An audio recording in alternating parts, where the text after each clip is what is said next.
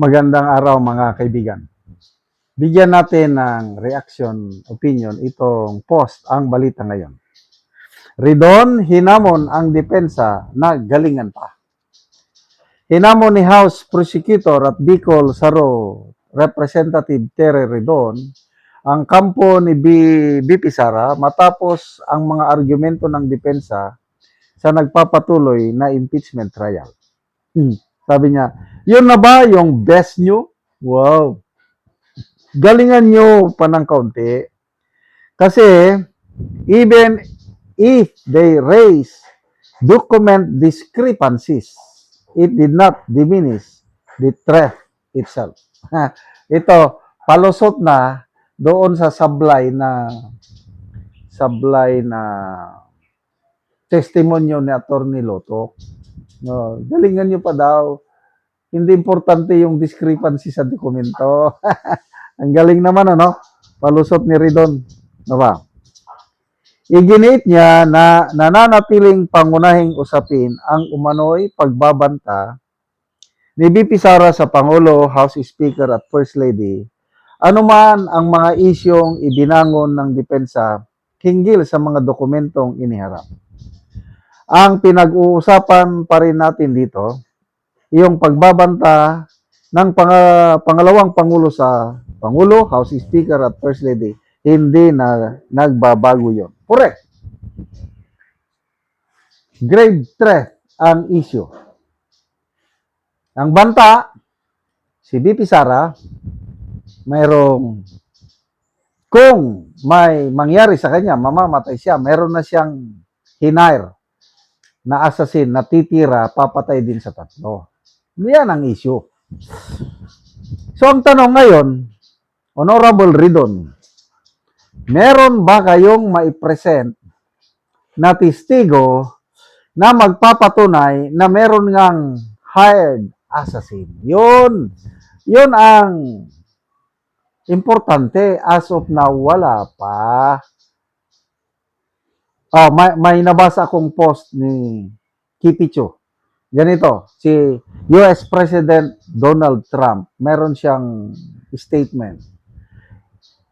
If I am assassinated by Iran, you know what to do. Bomb them. Ganon. Post yan ni Kipicho eh. Kasi nga, yung away ng Iran at US, grabe na yan.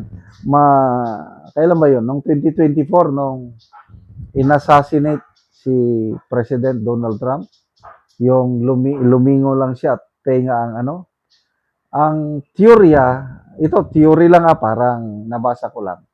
Baka Iran ang may kagagawan, although hindi pa naman napatunayan. Kailan suspect ang Iran. Kasi ang Iran gusto niya talagang mawala si Trump. So ang tanong ni Kipicho kay Congressman Luistro, grave threat din ba ito? Gerbil Luistro. Diba sabi niya, kung ma-assassinate ako ng Iran, bomb them. Bubumbahin nyo sila lahat. Diba halos parehas lang din kay BP Sara na kung mamamatay ako, meron na akong taong nakontrata para patayin din yung tatlo na yan. So may kaso si President Trump for yung grabing threat niya na bubumbahin ang buong Iran pag na-assassinate siya. Ganun lang din yun. So, pabayaan na lang natin itong si Ridon, normal yan bilang prosecutor, kanya-kanyang palusot sa palpak nilang testigo, as in palpak.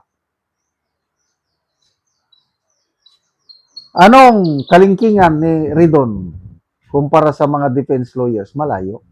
Abogado nga siya, kaya lang, ano naman ang kanyang experience sa litigation? Wala akong alam.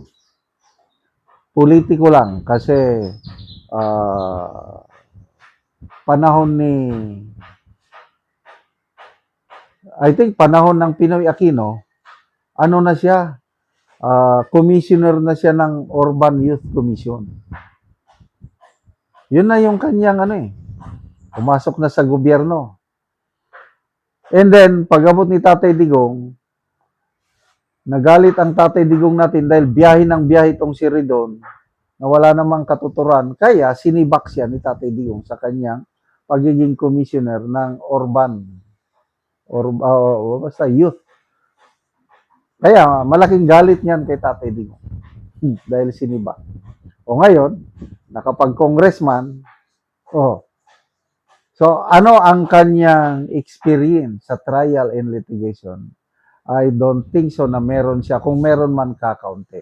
Ikumparar mo sa kalingkingan nitong sina Attorney Narbasa, Attorney Binluan, Attorney Sheila Sison, Attorney Powa. These are experienced trial litigation lawyers. Galingan nyo pa daw. Anong sabi ni Attorney Binluan? Ang prosecution, nasa kanila ang burden of proof. It is not the defense. So, prosecution, paano mapatunayan na totoo yung banda? Ang tanging patunay dyan is yung assassin. Kasi kung walang assassin na na-hire ni BP Sara, lahat nito mawawalan ng saysay. Ano lang yun? Salita lang yun. But anyway, pagdating naman sa butuhan, hindi naman yung ebidensya ang titignan. Kasi itong impeachment trial is more on a political process.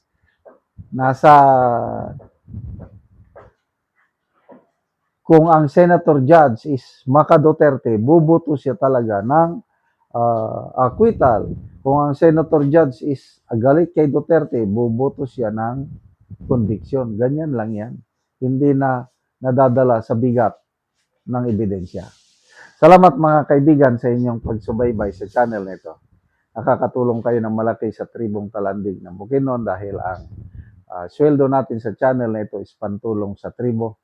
Namimigay tayo ng libreng yero at pako para makapagpatayo naman sila ng mas maayos na tirahan.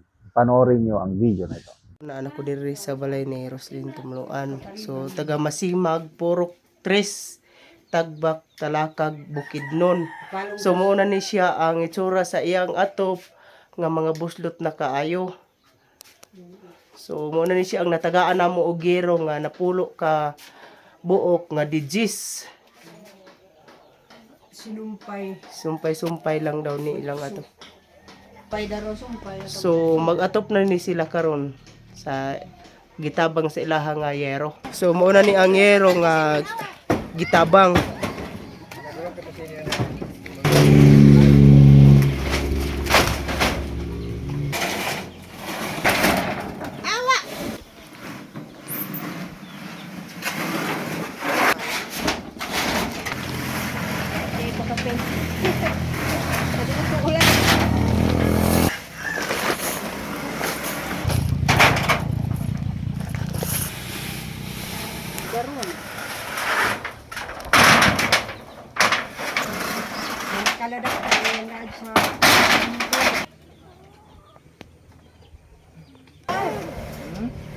Lusang ka kan.